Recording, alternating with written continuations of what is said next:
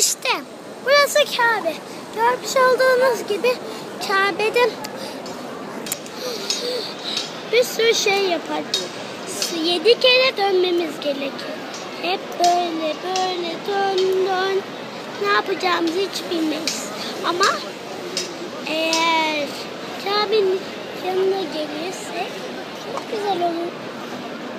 7 kere dönüp işimize devam ederiz. Sonra gider. İleride orada da 7 kere döneriz. Biz bir kere döndük orada. Kabe'de döndük ayakta. Sonra da gittik arabayla diğer yere. Sonra eve geldik. Ben bugün çok geç uyandım, o yüzden şimdi kapatmam gerekiyor. Hoşça kalın.